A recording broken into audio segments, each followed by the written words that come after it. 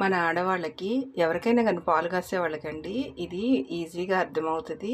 ఎందుకంటే పాలు పొంగిపోయి స్టవ్ నిండా పడి ఇట్లా ఈ ప్రాబ్లం లేకుండా మనం మనం ఏ గిన్నెలో అయితే పాలు పోసుకుంటామో ఆ గిన్నెలో పెట్టుకుంటాం కదండి.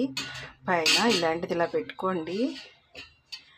పొంగు ఇంతవరకే వచ్చి ఆగిపోతాయండి. పాలు పొంగుతాం, స్టవ్ నిండా పెట్టడం, కింద పెట్టడం అలాంటిది ఏమి ఉండదు. ఇట్లా పెట్టేసుకోండి అండి. పాలు పొంగేటప్పుడు చూపిస్తాను. ఇక్కడికే వచ్చి ఆగిపోతాయండి. ఇట్లా గిన్నె దాటి బయటికి రాదండి. మనం ఏదైతే ఒక గరిట లాంటిది పెట్టామో దాని వరకే ఈక్వల్గా వచ్చి ఆగిపోతుంది. కొంచెం ఇట్లా వచ్చి ఇట్లా గిన్నె దాటి బయటికి పొంగి స్టవ్ నిండా పడటం అలాంటిది ఏమి ఉండదండి. చూడండి, అయిపోయినాయండి. స్టవ్ కట్టేసుకుందాం.